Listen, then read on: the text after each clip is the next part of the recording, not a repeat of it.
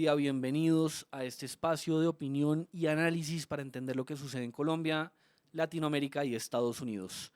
En Desarrollemos TV conversamos con los expertos para que ustedes tengan una mirada y una opinión más amplia y más certera. Hoy está con nosotros un historiador bogotano, un columnista que por años se ha dedicado a la docencia universitaria, alguien que fue candidato a la Cámara de Representantes en el 2014, candidato a la alcaldía de Bogotá en el 2015, a través del movimiento libertario, partido político independiente que él mismo creó. Un pensador completa y absolutamente libertario. Le damos la bienvenida hoy a Daniel Reisbeck. Daniel, muchísimas gracias por estar acá. Juan Manuel, muchísimas gracias por la invitación, es un placer. Daniel, usted fue uno de los asesores económicos de la candidata a la presidencia Vicky Dávila y pues en sus palabras tomó la decisión de salirse de esta campaña para evitar el conflicto de intereses en las futuras aspiraciones profesionales. Esto se toma como un paso al costado de una futura candidatura a la política por su parte. No, pues es lo que dije en esa publicación. Yo estuve unos meses como voluntario asesorando a Vicky Dávila en la parte económica de su campaña. Fue una gran experiencia. Me llevé y me llevo muy bien con ella. Pienso, tenemos una gran relación. La sigo apoyando en la manera que pueda. Si las elecciones son hoy o mañana, yo voto por Vicky Dávila. Espero que sea la candidata de la derecha en Colombia, pero pues yo tengo que seguir mi vida profesional, tengo un proyecto del sector privado en el cual no quiero que haya, como digo, conflictos de interés con la política y por eso pues tomé un paso al lado. Entiendo. Me gustaría que habláramos un poco pues ya que usted fue el creador del movimiento libertario en Colombia y fue pues uno de los pioneros de, de, de este, pues de estas ideas y de expresar estas ideas en el país. Nos gustaría que usted nos explicara un poco qué significa ser un libertario. Eh, Buenísimo, pues como yo lo interpreto, y pues habrá muchas interpretaciones, yo lo que realmente soy es un liberal clásico, digamos, del siglo XIX. El tema es que dentro del mismo liberalismo, y esto lo han tocado autores como el mismo Hayek, Mises, entre otros, es que el viejo liberalismo, que era simplemente una política de no intervención del Estado más allá de ciertas cuestiones mínimas. El Estado tiene que proveer un marco de justicia, tiene que proveer seguridad, tiene que proteger los derechos naturales que son solamente tres, son la vida, la libertad y la propiedad, y ese es el único rol del Estado. El tema es que al final del siglo XIX, al inicio del siglo XX, los antiguos liberales, muchos de ellos, dejaron esa filosofía y empezaron a intervenir más y más en la economía por temas de reducir la desigualdad, acabar la pobreza de una manera muy directa, crear todo tipo de instituciones, y entonces el Estado fue creciendo y creciendo, y por eso el liberalismo, eso se ve en Colombia con el Partido Liberal. Entonces el Partido Liberal de hoy, o de los últimos inclusive 50 años, se podría decir inclusive 100 años, no tiene mucho que ver con el viejo Partido Liberal original de poca intervención en la economía, por ejemplo, de la Constitución de Río Negro de 1863. Entonces, por eso en Estados Unidos, sobre todo, surge el término libertario para separar lo que son los verdaderos liberales de los liberales o liberals de hoy en día, que realmente son demócratas progresistas de izquierda. Entonces el libertarismo realmente, en mi opinión, es el viejo liberalismo, y son las mismas ideas que estamos representando. Entonces, por ejemplo, en mi propuesta de reducción del Estado colombiano, yo propongo una reducción del 4 o 5% del PIB, lo cual implica acabar más de 135 entidades, entre ellas muchos ministerios. Entonces yo creo que el Estado no debería tener más de 5 o 6 ministerios, ¿no? Entonces, ¿qué es lo básico que tiene que proteger el Estado? Entonces usted mira defensa, tal vez un ministerio de Hacienda, se necesita una cancillería para tener relaciones con otros estados y tal vez uno que otro más, pero uno no necesita 15 o 19 o 20 ministerios como lo puede ser el caso hoy en día en Colombia y en muchos otros países. Y en ese sentido, doctor Reisbeck, ¿por qué un modelo libertario es una buena opción de gobernanza, por ejemplo, en América Latina, a diferencia de un modelo de una derecha tradicional? Esa es una buena pregunta, digamos, ¿cuál es la diferencia entre la derecha tradicional en América Latina sobre todo y un movimiento libertario o el libertarismo? La derecha dice proteger muchas de estas libertades, por ejemplo, la libertad de empresa, pero en la práctica también son muy intervencionistas. Entonces, en general, a la derecha le gusta proteger ciertos sectores con aranceles, con subsidios, es escéptica frente al liberalismo del mercado. Eso se ve, digamos, en los documentos fundacionales del Centro Democrático, el partido del expresidente Álvaro Uribe, mientras que el libertarismo, digamos, apoya mucho más una política no intervencionista, cero intervencionista del Estado, y que sean las personas y los empresarios los que toman las decisiones y no los políticos, porque entre más intervención hay en una economía o en un Estado, lo que termina pasando es que los políticos y los burócratas terminan tomando las decisiones y cada vez el ciudadano o el empresario tiene menos plata en su bolsillo y menos campo de acción para tomar sus propias decisiones, asumir los riesgos. Entonces, el libertarismo en general está completamente en contra de eso y aboga por una máxima libertad individual y económica dentro de la sociedad. Y cuando se trata de ideologías, por ejemplo, em, ¿qué pensamientos, qué políticas ideales, por ejemplo, se implementan en el libertarismo que se diferencien mucho de la izquierda y de la derecha tradicional? Es decir, el movimiento libertario propone ciertas medidas ideológicas o es completamente ajeno a la ideología política. Bueno, primero aclararía que yo no hablo en favor o en nombre de ningún movimiento, estoy diciendo lo que pienso personalmente, porque yo sí fundé un movimiento, pero fue estrictamente para la elección del 2015 en Bogotá, y después de eso realmente el movimiento no tiene una existencia, porque eh, mucha gente piensa que hay un partido libertario en Colombia, pero no lo hay, porque para ser un partido en Colombia hay que tener personería jurídica, lo que significa tener representación en el Congreso, y por lo menos en este momento no hay ningún movimiento ni partido libertario que lo tenga. Pero en cuanto a la diferencia entre tanto la izquierda y la derecha y un pensamiento libertario, tanto la izquierda como la derecha quieren, de cierto modo, planificar la economía, planificar la vida de las personas. Entonces la izquierda normalmente se enfoca en medidas para reducir la desigualdad, que para ellos es muy importante, para el libertarismo no. Al libertario generalmente le importa es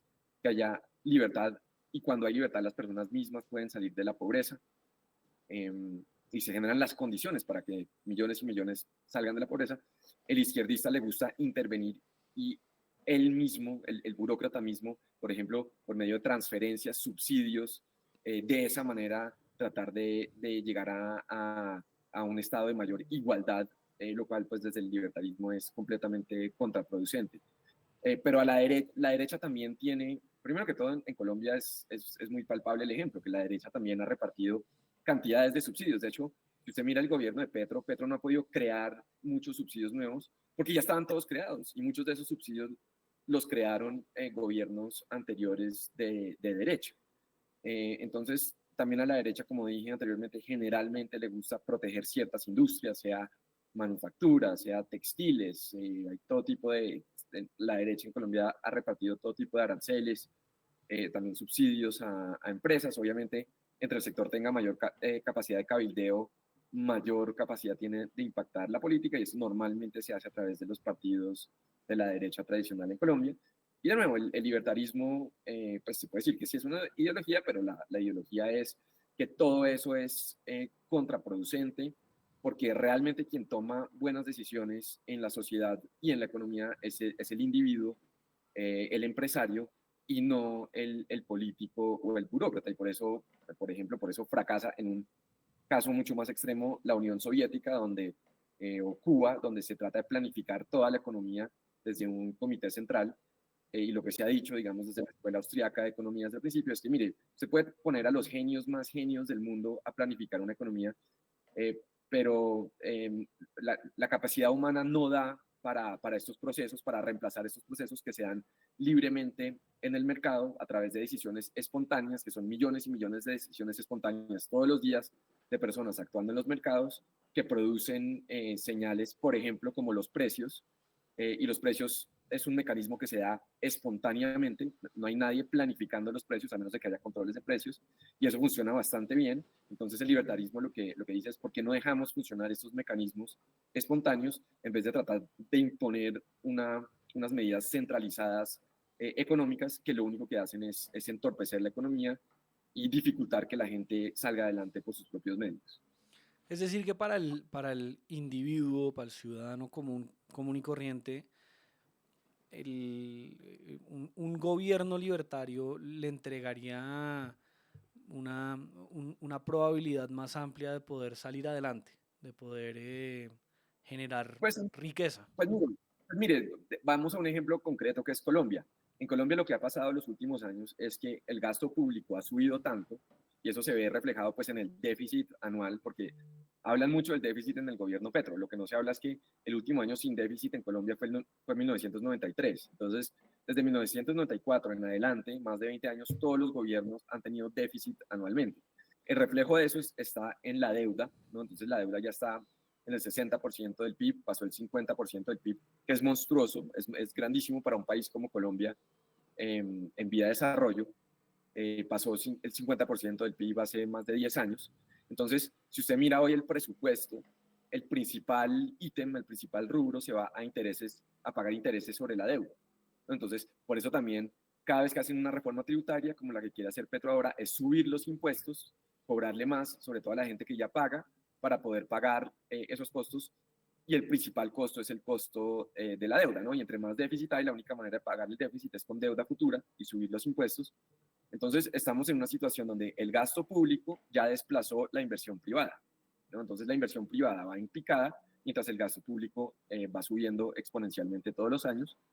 ¿Y cuál es el resultado de todo eso? El PIB per cápita en Colombia no crece hace más de 10 años, estamos estancados, estamos completamente estancados. Entonces sí, la economía crece 1%, 2% anual, que es mínimo para un país como Colombia, pero mientras tanto sube la población, por ejemplo, por temas migratorios, entonces eso hace que el PIB per cápita se estanque, y es lo que pasó. Entonces, un país como Colombia nunca va a salir adelante sin crecimiento de Colombia, y hace 10 años tenemos una década perdida en términos de crecimiento, y eso es por el gasto público, ¿no? Entonces lo que dice, lo que yo desde una perspectiva libertaria es que hay que controlar el gasto, hay que minimizar el Estado, permitir que la inversión privada vuelva a subir, y esa inversión privada es lo que va a generar el crecimiento económico y lo que va a generar el progreso y la prosperidad en las décadas que vienen, pero si lo dejan suceder, si mantienen un modelo de estancamiento y de gasto público descontrolado, pues las cosas van a terminar muy mal.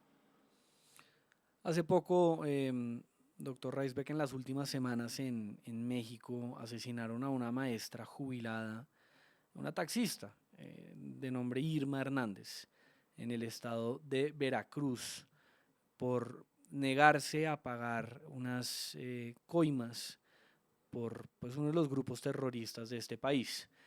Eh, Muchos de nuestros seguidores nos preguntan que si la poca intervención del Estado, eh, que pues es una de las frases más comunes en las que una persona, un ciudadano de pie piensa cuando le hablan de un movimiento libertario, significa pues de alguna manera menos seguridad.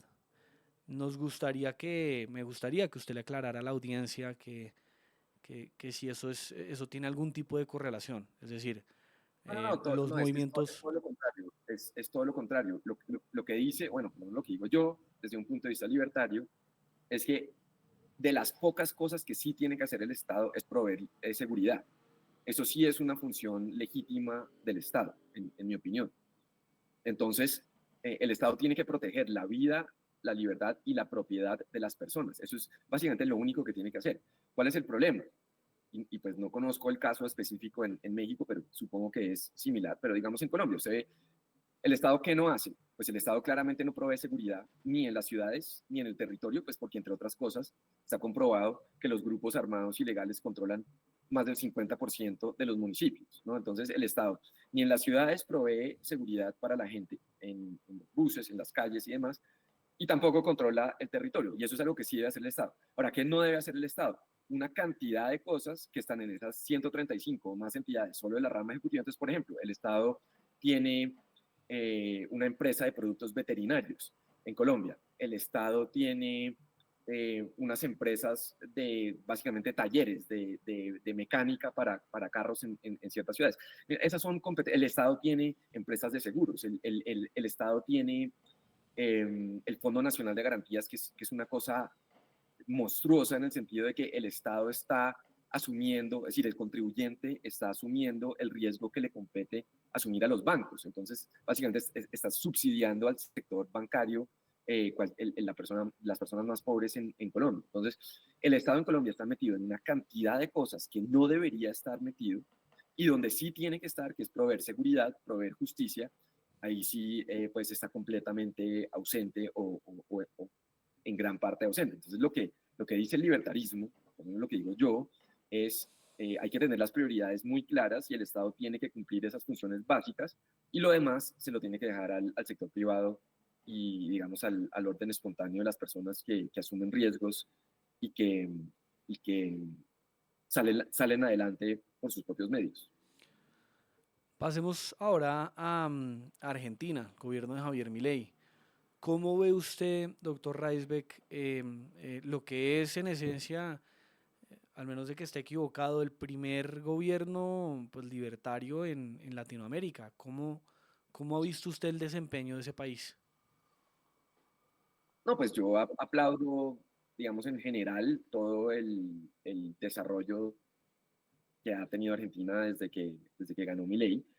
Aplaudo, por ejemplo, toda la política de desregulación, por ejemplo, acabar los controles de precio muy rápidamente en el sector inmobiliario, ¿no?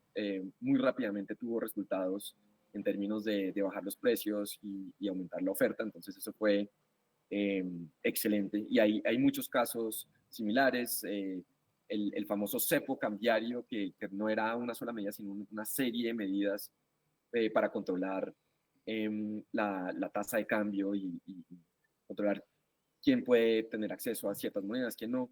Eso se ha relajado bastante y eso es muy positivo. Sin embargo, donde yo sí soy bastante crítico es en la política monetaria, porque si ustedes recuerdan, lo que más llamó la atención de la campaña de Milei era su promesa de cerrar el banco central y dolarizar la economía, y eso no ha sucedido. Todo lo contrario, ha habido toda clase de intervencionismo en la parte monetaria, no se ha dolarizado como ha debido ser desde el primer día, en mi opinión, no se ha cerrado el Banco Central, tampoco es un Banco Central independiente, pues porque la persona que está ahí es muy afín al gobierno. Entonces, yo sí soy partidario de la dolarización, que más exactamente soy partidario de la libertad completa de monedas. Entonces, la libertad monetaria. Entonces, por ejemplo, uno asocia a Panamá con una economía dolarizada que lo es, pero realmente Panamá no tiene curso forzoso y la mayoría de la gente, gran mayoría, simplemente escoge el uso de dólares para sus transacciones y su día a día. Pienso que es lo que debería hacer Argentina, no lo ha hecho Milei, y al contrario, lo que hemos visto es básicamente un programa de rescate, un bailout del Fondo Monetario Internacional, y desde un punto de vista libertario, yo no creo que eso sea algo para celebrar necesariamente. Y por último, vámonos con Colombia. Doctor Reisbeck, sabemos que conoció en su momento, por ejemplo, la gestión de Gustavo Petro en la alcaldía de Bogotá y con este referente y con los casi 3 años de gobierno en la presidencia de Colombia, quiero que pues, pueda darnos un contexto sobre lo siguiente. A su modo de parecer, a su punto de vista, ¿cuál es el objetivo real detrás de las reformas que ha impulsado el gobierno de Gustavo Petro en materia de la reforma de la salud, lo laboral, la pensión y ahora con la tal llamada paz total? ¿Cómo analiza usted estas intervenciones de la presidencia de la República? Pues Petro se sabía, o al menos algunos sabíamos desde antes, inclusive desde que era alcalde, desde antes que fuera alcalde de Bogotá, pues Petro estatista, fue uno de los principales asesores de Hugo Chávez. De hecho, él tiene formación comunista, como lo dice el mismo Iván Cepeda, una formación marxista, y todo lo que él dice y todo lo que él hace, lo hace desde la perspectiva marxista de opresores y oprimidos. Entonces, él piensa, asume que él representa a los oprimidos, lo que él llama el pueblo, aunque tiene 30% menos de favorabilidad.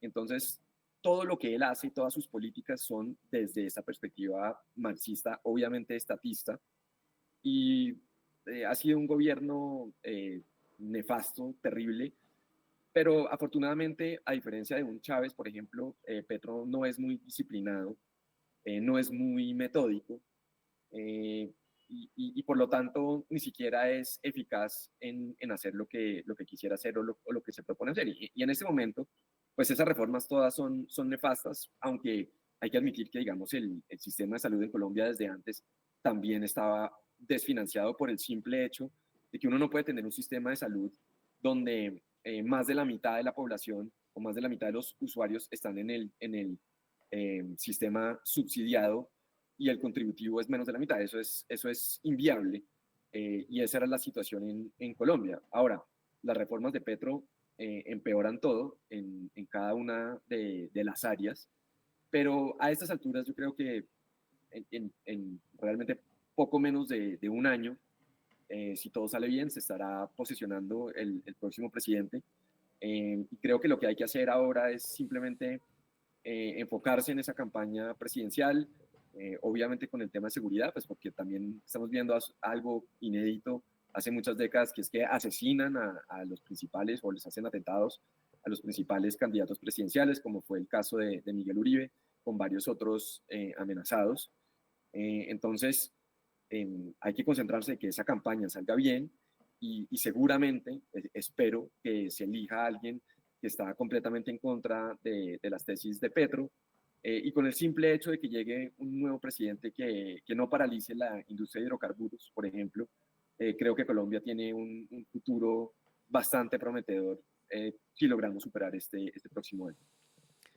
A lo largo de este ejercicio aquí en Desarrollemos TV y en Desarrollemos Chile hemos conocido a varios activistas académicos que quieren promover las ideas de la libertad y pues para muchos Daniel Reisbeck es un referente.